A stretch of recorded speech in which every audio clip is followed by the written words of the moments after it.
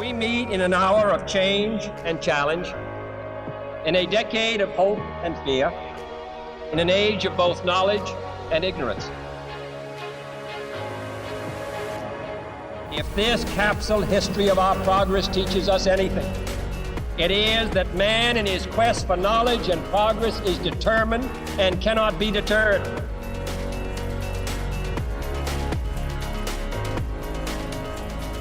Because that goal will serve to organize and measure the best of our energies and skills.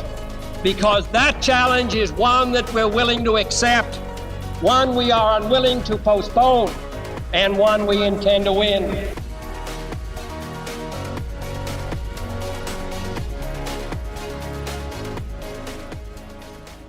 So we're here today with Purnomo Yusgiantoro, who is the former Minister of Energy of Indonesia. Purnomo, welcome to the Energy Impact. Hi, thank you. Yes, me. It's so exciting to have you here to communicate across the world like this, but just to really learn about your distinguished career across energy and defense in your country. But before we get there, I would love to learn just a little bit more about your upbringing. If you could tell me about the place you grew up and what it was like. Well, I grew up, in the center of Java. I don't know if you are familiar or not with our country. I live in center of Java before, and then I moved, for the further education in Bandung. Bandung is in the west of Java, and then in fact that US is my second home because I live in US for overall 9 years. Amazing. Yeah. And what brought you out to the US? I know you studied at the Colorado School of Mines, is that right? Well, first I worked in Denver in Colorado for approximately about 2 years. And then I moved to California, to Bakersfield, to Laguna Hills. So I love California, the beautiful place. And then I returned back to my country, and then I worked in my country for approximately, let's see, 5 to 7 years. Before then, I brought my family again to Colorado. Actually, it's close to Denver, the small city, Golden, Colorado School of Mines. Golden. Oh, that's where they brew the beer. That's right. And then I also moved to Boulder, to Colorado University, where I spent some times there before they called me back to my country, and I then stay in the countries, But I left my children there in the United States, just for the further education. But tell me, what drove your career path? How did you know what to study when you were growing up, and what made you decide to want to become an engineer? Well, Brad, as a poor boy, before that, what I just dreamed is to be accepted in the Bandung Institute of Technology. Bandung Institute of Technology actually is a very good school in our country. Like in US, it's like MIT, Massachusetts Institute, something like that. During the Dutch colony, the Dutch brought, quote unquote school that's similar to the technical Hoge School in Delft. There is the very good technical school, technical university in Delft, and they formed the Bandung Institute of Technology. So that's why I love to join there. And well, they accepted me in the petroleum engineering department. So then I started in the petroleum engineering department, taking the engineering degree, similar with the BS, with the BS degrees. And when you started studying, did you have an idea what you wanted to do? Where in the energy field you might want to work someday? Well, I have to be frankly with you. I just want to survive at the time, you know. I just want to survive.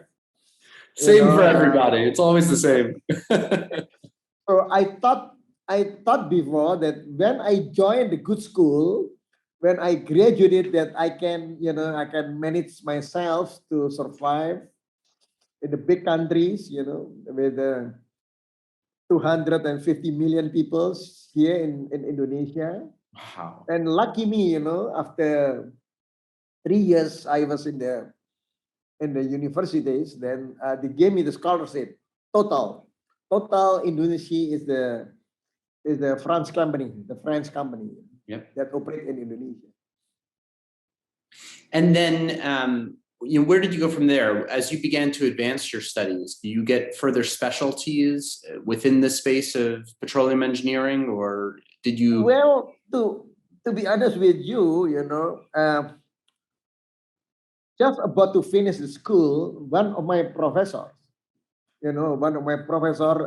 asked me, to work for the American company, the American consulting company, and that's what they sent me to. That is the Denver-based consulting company, Basic Earth Science Systems. So they sent me to Denver, to work there in Denver. But of course, that's for Indonesian projects. So I spent approximately about 2 years there in Denver. And So, what are the types of Indonesian projects? Is Indonesia rich in minerals and resources? What is it yes, like? indeed. Yes, indeed. At the time, that was in 1970, when the oil boom, Texas was, is the heaven for the oil and gas industry, and Colorado also doing the good job at the time. So the oil and gas is the big deals, and we just booming. Our production at that time is 1.6 million barrel oil per day, and also we have not only the oil and gas, but also the minerals, the mining. Freeport is there. Freeport is there, and then Denver-based companies. Valley is there, So Indonesia is blessed. Indonesia is blessed with the rich of natural resources, especially the mines and energy. And how is this richness in resources steered the trajectory of the country in terms of either international relations or relationships with other industries, and bringing expertise and communicating across different countries? How has this led the pathway of the country overall? Well, the Seven Sisters, the Seven Sisters company, the oil Seven Sisters oil companies here in the countries. And we got a good relation too, because our production is at that time, our production is high, about 1.6 million barrel oil per day for over 10 years. Up and down, but until from 70s until late 80s, early 90s. Then we also member OPEC. I was the governor of OPEC. I was the Secretary General of OPEC. I was the president of OPEC too, So okay, that's now OPEC. We're talking OPEC is in all of the big oil producing countries across the world, not just in your region, right? Yep. How did you rise to this position of power and influence within this organization? I'm sure there were a lot of other people who wanted that job as well. Well, Indonesia was one of the members of OPEC. Is one. Although that today Indonesia is not the member of OPEC because our oil production is depleting. We are not the consumer like you guys in United States. But at that time, because we are one of the members, so the government of Indonesia assigned me as a governor of OPEC. And, I spent in OPEC starting in 1990s, as a governor of OPEC, and then, climbing up. And then in the early year 2000, they appoint me as Secretary General and also the President of OPEC, It was you obviously have shown a proficiency in the ability to rise into power, both within OPEC, but with also in your own country.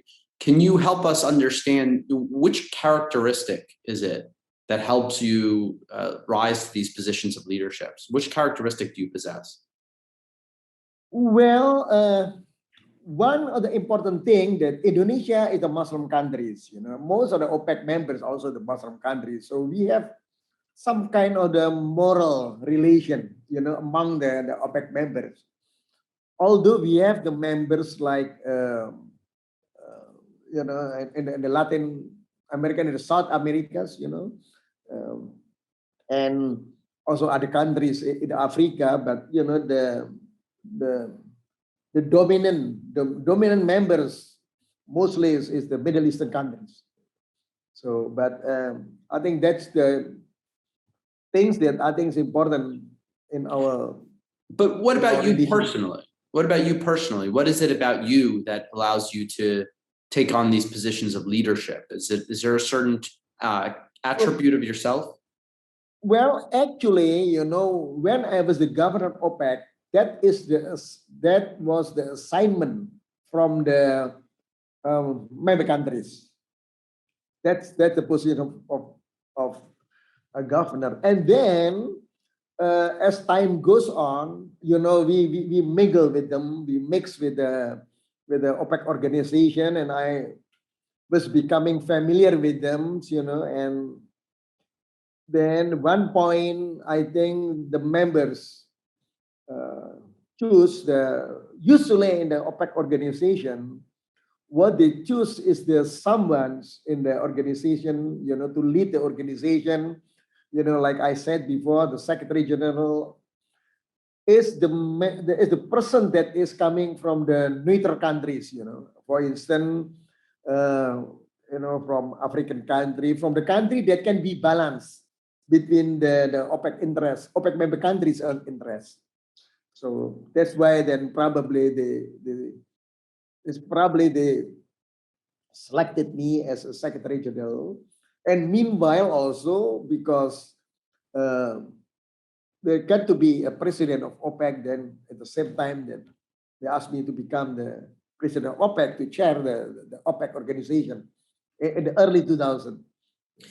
And what was the entry point for you into Indonesian politics? When did you become involved in your own country's leadership? Well, to be frankly with you, Brett, I was not belong to any political party. I stick myself as a professional.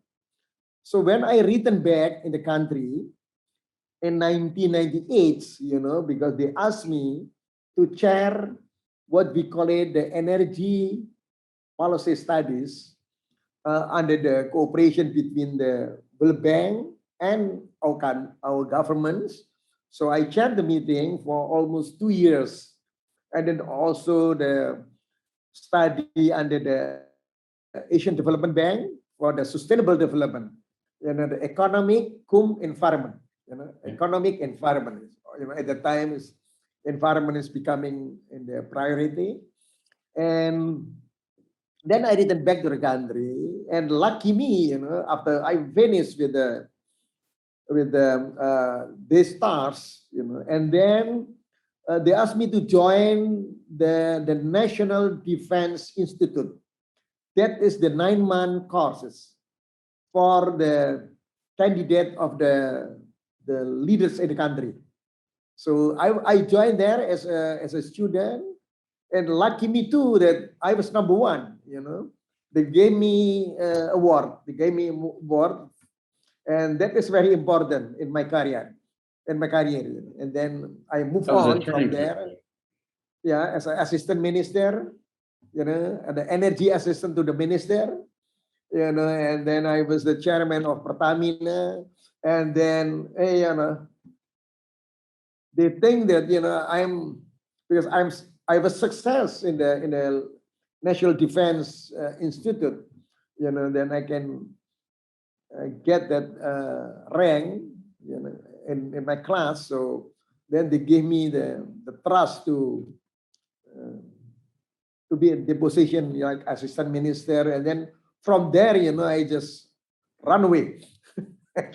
Were there any specific projects that you remember that you were in charge of during your career, on your way up, that you used as a good opportunity to prove yourself, to prove what you were made of, where you did just excellent work and then people recognized your abilities? Do you remember a specific project, perhaps? Oh yeah, There's a lot of things that because when I am completed my course, as I told you, in the National Defense Institute, I was the assistant minister on energy matters, and we are at that time the mining and energy was still dominant in the government revenue. We have in the energy, as I mentioned to you, we got 7 sisters, and then in the mining we got the big mining companies coming to this country. So the mining energy in our country is very, very strategic, to donate, to contribute to the economic development in our country. And that's the role that is very important, being in the strategic ministry. And to be specific, but probably this one is not. I remember I met with President Bush at the time during the APEC meetings, when we discovered the Cepu oil field. Cepu oil field now is still 30% of Indonesia production. Wow. Indonesia total production now is about 750,000 barrel per day, and Cepu is still backbone. I remember at the time, ExxonMobil, discover that Cepu oil field, actually it's old oil field, but Exxon did a good job. They drilled, they're deepening the hole, and they discovered the big, huge reserve. Amazing. At the time. And of course, in the developing country, politics is always there. So some people say take it over. Some people say no, we have to respect the contract, because contract is contract. Contract is the law between 2 parties. So at the time, I was accompanied the president of Indonesia to have a meeting, the APEC meeting, Asia Pacific Economic Cooperation meeting, and we have the bilateral meeting with President Bush. I remember that, and President Bush asking my president, that they have the Cepu and they have the ExxonMobil, and the president of Indonesia, look at me. He said, "Well, yeah, Dr. Purnomo Yusgiantoro can explain to you." And when I explained to Bush, President Bush, I think he accepted. I said, "Excellency," I said, "we always the country that respect with the contract. Contract is contract. Contract is the law between the parties." And now Exxon is still there until today. So that was a good decision then. That was a good decision, because we know that they got the technology, they got the capital investment to develop the field, Well, a lot of things, like regarding the Freeport also, Freeport, we have to understand that, Freeport was awarded by us, government, back in 1963-65. When actually, to be frankly with you, we need US, because at that time, we just grabbed the Papua from Netherlands, from Dutch, we just completed, under the UN referendums, and then US knows that they have the ability to develop the copper mines, and the Freeport came in. So we have the sovereignty, but sovereignty can also be joined, with economic investment. So now Freeport is still there. I got a very good friend in Freeport, Jay Moffat. You know him, he's Jay Moffat, but he passed away now. I feel, my good friend, Jay Moffat was the founder of Freeport, Freeport McMoran. Yeah. So that was really, some kind of decision. I can tell you, the whole day, the whole night, what I did for over 20 years in the energy industry, starting in 1992, 1993, when I graduated from National Defense Institute. I joined the ministry as assistant minister until I became the Minister of Mine Energy for 10 years. So a lot of things. When you were in the top position as the Minister of Mines and Energy, what other major shifts in the energy space worldwide were happening that you had to factor into your local decisions? Well, one thing I learned from Indonesia, and one thing I share to my friend in the region, in the ASEAN, in the APEC, and also in other parts of the world, is one, that in the case of Indonesia before, we rely heavily on the supply side because we are the production of, we are the country that produce oil and gas. We are the country that produce the mines, mining, mineral, and we rely on it. But as you know, those are the depletable resources. So at the time, we enjoy the revenue from those commodity, but we get to realize, that they will be shifting from the supply side management, because we are relying on the upstream production, and we are exporting, we make money, and the money plug into our state budget, for economic development. But then we have to realize that someday, somehow, the production will be declining. Yep. Because it's natural resources. So the important thing that I would stress, thanks that I was an economist, I got my degree from Boulder, from Colorado University, so, and then I got the mineral economic PhD from Colorado School of Mine. So my mind always think not only in the technical side, but also in the economic side. Yes. So I told the government that it's got to be gradually, away from relying on the mind and energy, but we got now to develop the economic side. And how does that transition happen? What are some of the key points of investment where you can take the resources from the upstream side and turn them into economic growth somewhere else? Well, at that time, Brad, the portion of mining and energy revenue in the government revenue was about 70 to 80%. Wow.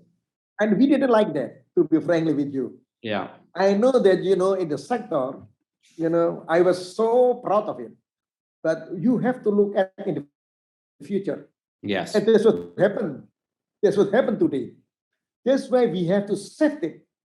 One, from the mine and energy economics to diversified to non-oil and gas, non-mineral, non-mining and energy. One. And we did it then. Now the portion of the revenue from the mining and energy sector is probably only 10 to 15%. Wow. Okay. Yeah, but that was a big improvement. Because yeah, I mean, that's amazing for stability. So what are some of the other sectors that were allowed to grow? Well, we got now the industry. Industrial sector is also developing. Also the services. Because at the time, the country is, if you look at what we have in the economic development. Our country at the time is the traditional economy. You're relying on the agriculture. But we thanks God, we have the mines and energy resources. Mm. You know. So what we try to do is to gradually move from the traditional economy to the industrial economy. You know, because industrial economy can give you the added value.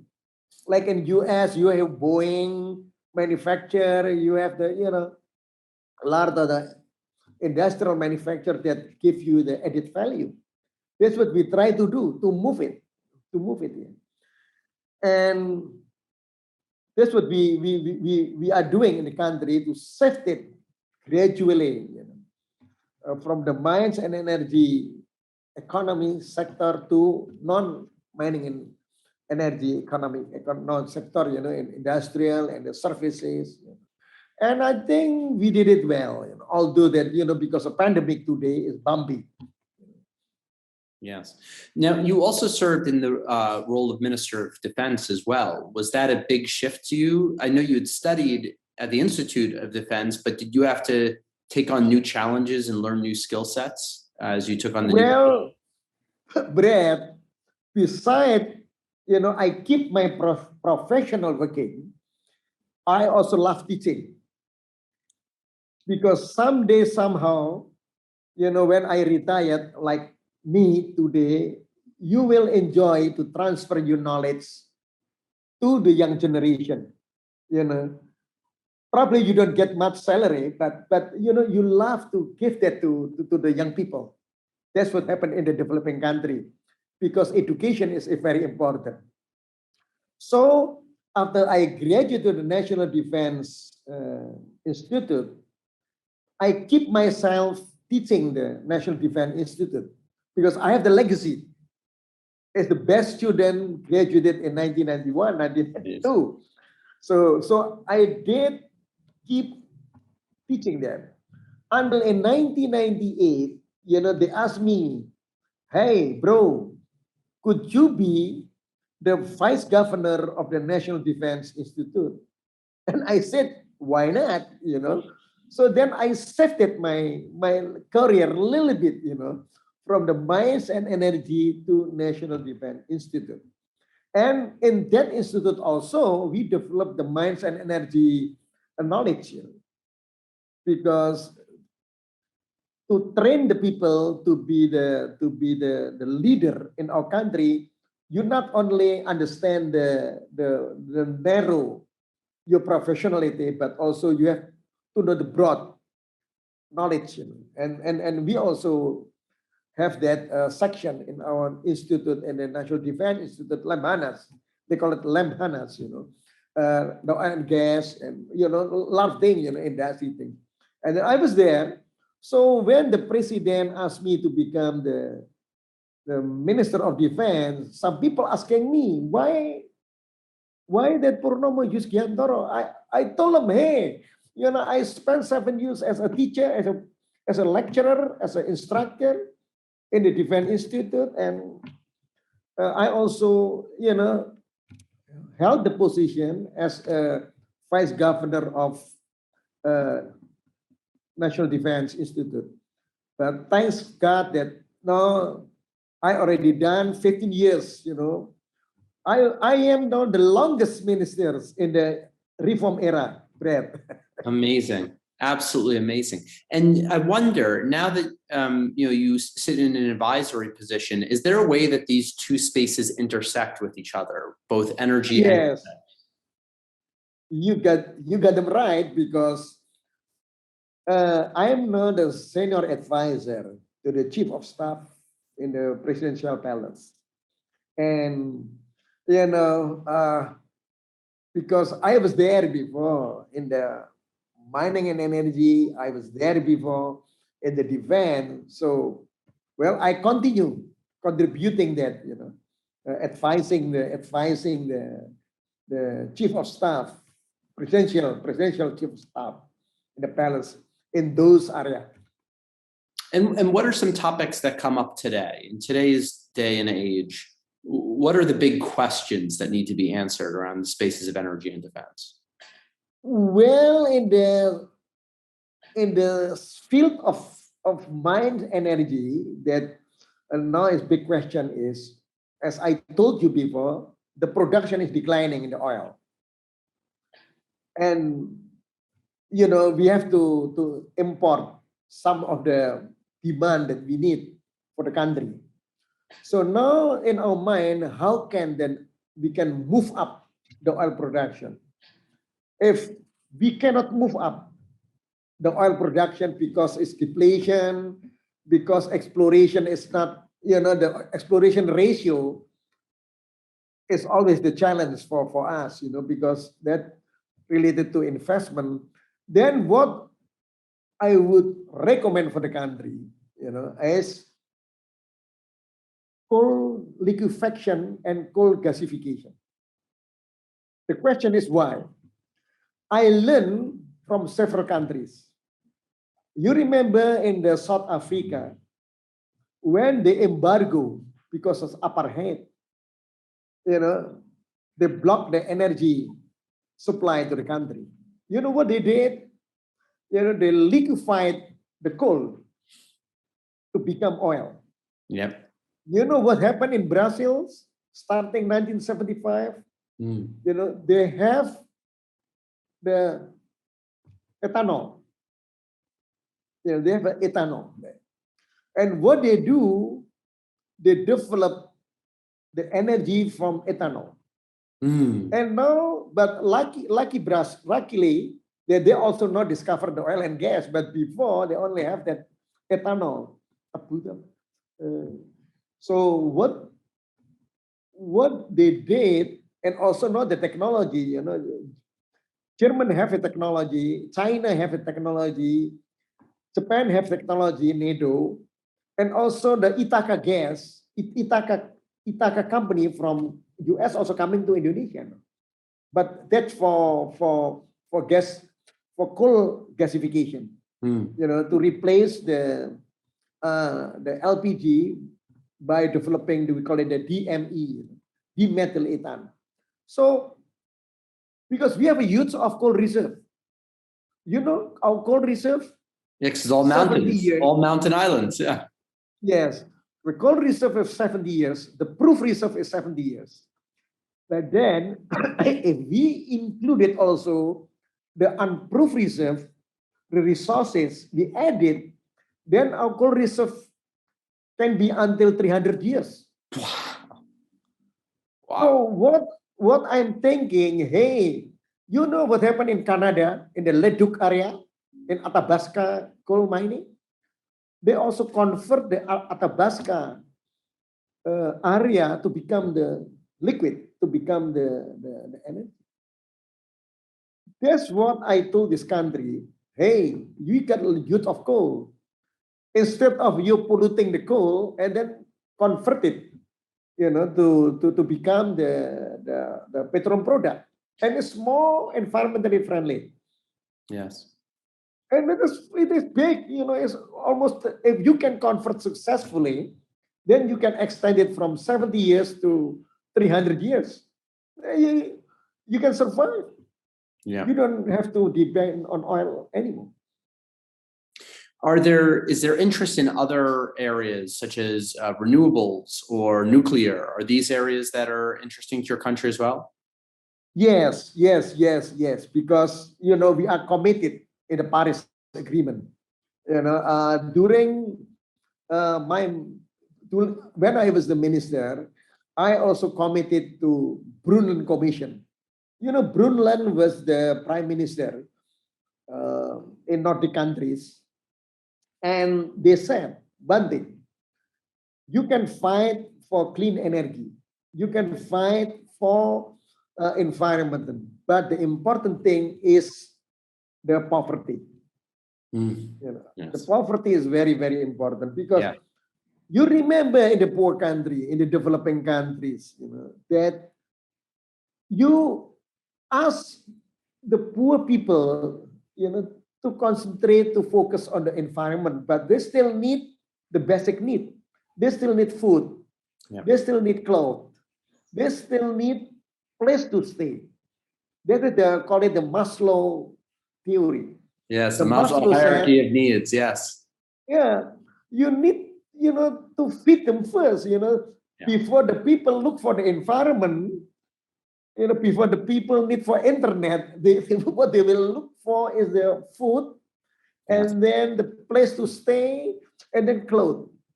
So, and that's happened, Brad, in the developing country. So that is very important that we have to alleviate the poverty. And that's not my concept. That is the Brunnen concept. That's the UN concept that now has to be applied in the developing country, especially in the poor country. Before we think about the sustainable development, before we think about environment, before we think about the luxury things. Yes.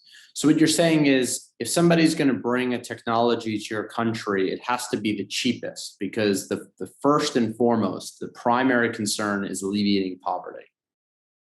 Yes. Not only the technology that is cheap, but also technology that is proper to our country. Because some of the country, you bring the high technology that cannot be applied to our country, it's very difficult. So it's got to be the technology that is suitable to be applied in the country. Yes. Like, this is what I always stress it in the defense. Because defense, you need a lot of industry to develop your equipment. So the technology is important, but we need we need not only the cheap technology, but the proper one that can be. But it's very important for new and renewable energy, because two things, and new and renewable in the developing country like Indonesia. One is the cheap technology. Two is the economy. Yeah. Because you cannot compare to like a coal. The problem with the coal, in the least cost concept, coal is the cheapest here. Yeah, but coal producing the emission. Yeah. So And on the other, yeah, go ahead. I was going to ask, with it being, with there's so many islands and the unique infrastructure concerns, are there other things about the energy infrastructure, the electric infrastructure that we should know, or that create challenges in your country? Yes, you're right, because we are the island countries, we are archipelagic countries, but we got a big island, 6 big island. So, and each island, what we try to develop is the interconnection, is on grid. We have on grid now on Java Island. I don't know if you're familiar with the Sumatra Island, with the Kalimantan Island, and the Sulawesi Island, and the Papua Island, So we develop on grid first. Then at the same time, we also develop what we call it off grid. Because in the isolated area, where can be reached by the on grid, infrastructure is still poor. What you need is the in situ energy. The energy that is there that can be built to create the electricity, like solar. And solar energy. What are the characteristics of islands that are not necessarily connected to the main grid, but might still have sizable populations? What type of power infrastructure would you build there? Well, as the mini, as the micro, a small one, because you don't have the big population there in the isolated area. And what sizes? Once again, off of the main grid, what's the next largest size that you'd have to deliver power to? 10 megawatts, Well, like 20, 100? Yeah, 100, 1 megawatt, 2 megawatt. In a big island like in Java, you can have like a 600 megawatt, 300 megawatt. But in a small island, because it's no demand, because in the isolated area, the isolated people, so what you need is not the big power plant. That's why we have the micro, we have a mini power plant, that will suitable for a certain area. Is there anything in the middle, or is it mostly the big islands with the big grid connected, and then a lot of little places all around? Or are there other pockets and clusters? Yes, yes. There is also the packet and the clusters, because the grid is, the grid is usually only reach the city in the big village, but there is a packet, there is a packet cluster that cannot be reached also by on grid. Yeah. And with that, that is very important to build the off-grid electricity. And one thing, so the important thing is in the border, because your border is always touchy. You have also experience not with Canada, but also with the down the Mexico. Border is always touchy. Yep. And then how do you think about future energy build out? Is there a strategy? Does the government outline what has to happen? Or is it mostly private development and the private sector decides where to go? Well, in this country, like in most of the developing countries, we have what we call the state company. And the state company is one that given the task, given the duties to also meet, the energy demand in the electricity, in the oil and gas, in the mining. It's always there. That's under the coordination of the State Minister of State Enterprises. And what we are planning, we already set up what we call it the energy policy.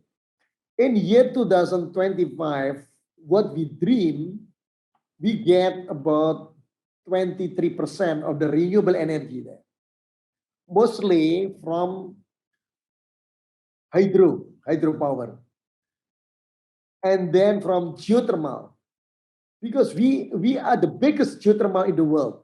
Wow. We got that geothermal in the world, biggest one. It's about 30,000 megawatt. And we got also the investor from United States, UNOCAL, California, because you got also the UNOCAL, you got also the geothermal in Cali, and then in California, and then also the solar, because our country is located in the equator, so the solar is high in our country, and then other also typical of energy, because right now, Indonesia from the natural resources standpoint, we are the biggest coal production. We are the biggest, what we call it, the palm oil production. And that palm oil can be also converted to the biofuel. Mm. And I think biofuel is our focus now to also substitute oil in the transportation. Mm. And besides, we are not the biggest in the world in the nickel production. And the nickel is the raw material for the batteries. Wow. For the electricity vehicle. So it sounds like there's actually quite a lot of diversity in terms of the types of energy that you guys can produce there. Yes. Yes.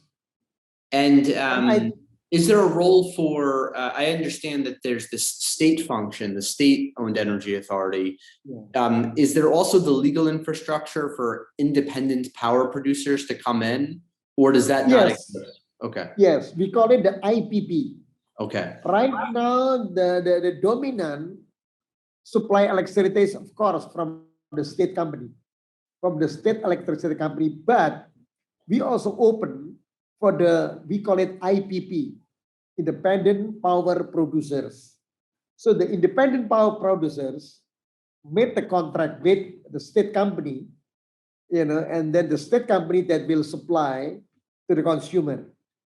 And the contracts that they sign, these are like 18-year PPAs, is that, or yes, are they different structures? Yes, yes. It's a long-term contract because we understood that IPP also need to recover back the investment. Yes. And clear that. And what is, just so I get a sense of where Indonesia sits in the world, what are some prices that these PPAs go for? How much is power sold for typically? Well, in the in the electricity price, we divide it into different regions. For instance, if you are in the Java Island, you are the IPP, you are the private power, you want to supply the electricity to the Java Island, then you have to compete with the cheapest one. Yes. But not only that, because government also think if you supply the electricity using the renewable energy, that's the priority. For instance, now we develop what we call it a rooftop solar cell. You can be the hybrid. For instance, if you build the rooftop electricity solar cell, and then you can also sign that as an export electricity to the state company, But you can use the hybrid, hybrid is if you need a demand that is higher than your rooftop solar cell supply, then the gap can be also supplied by the state company. So we really encourage the new and renewable energy, NRE. Yes. But just so I have a sense, what's the differentiation? And the reason I'm so curious is because the way that your country is geographically oriented with the different pockets that are easier or hard to connect. What's the range in prices for power? Let's say if you were supplying, where you have the most competition in Java versus somewhere that's more remote. Yeah. What difference in prices would we see? Okay. Between 5 to 10 cents US dollar per kilowatt hours. Okay. 5 to 10 cents per kilowatt hours depend on the primary energy that you use. Of course, if you use oil, that'd be higher. Yes. If you use coal, because coal is used in our country, that'd be cheaper. Yes.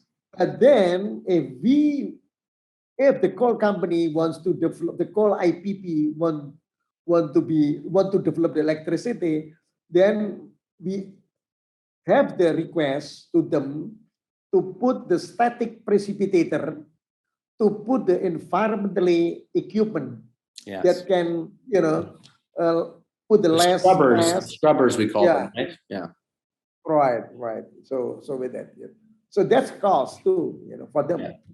Yeah. But make clear air.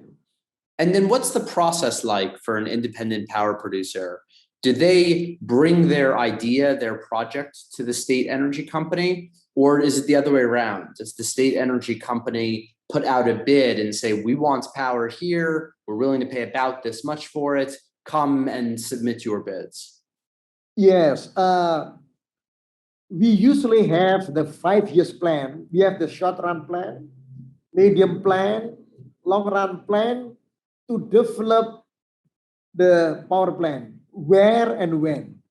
So like a planning. So in the government planning, you can see where and when to build the power plant, to meet the future demand. Yes. But then you can apply that to the state companies. We ask the state company based on the government planning, to open the bid. And then when you open the bid, then we will see which one is the compatible one. So we have planning that document for that one. Tell me about the relationship between energy and industry. You said that your country had moved more towards an industrial model and not just selling the resources. But the industry also typically requires a lot of energy, correct? Yep. Which industries are more sensitive to the price of energy?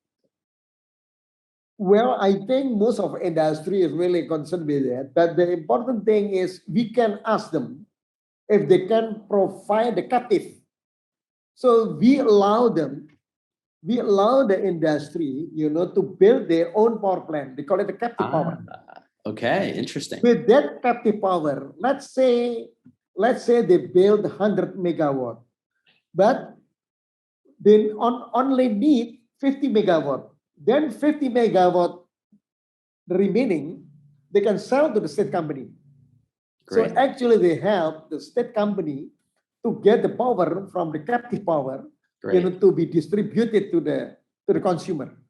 Great. Are there certain industries that take advantage of that more? Is there like a steel industry where that might be common, or other industries? Oh yeah.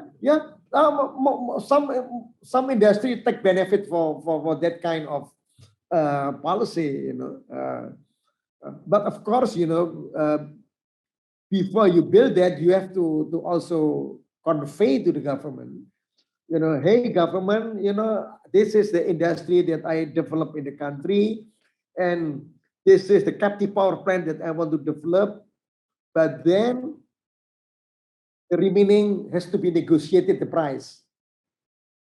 We don't want that, you have the industry 40%, but 60% is the power company. I mean, the focus is on the industry first, and then the captive is supporting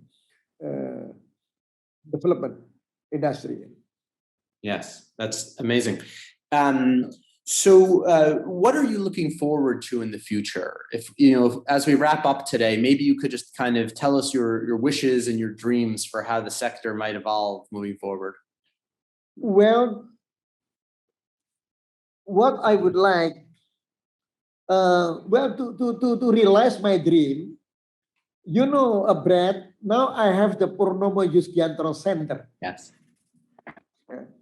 I'm not that old now because I can smile, but I have here the 20 young people. 20 young people, they are, bright, they have a good one. They graduated from overseas. Like, you met our friend here, Haryanto, Fifi, they are all smart people. They speak English, they help us. And we are non-profit and independent. So actually what they are doing is to help the government as much as they can by publishing the journal, talking to the focal group discussion. And in the month of October, we would like to invite you to, Brad. We're gonna have every 2 years. We have that every 2 years. It's the International Energy Conference. It's free. And usually young people come in, and the speaker is from the overseas.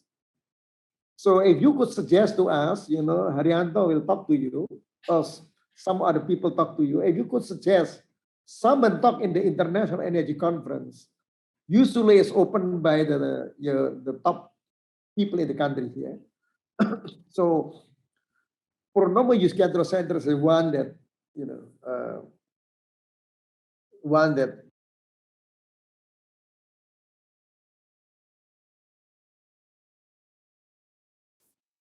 Oh no, there we go.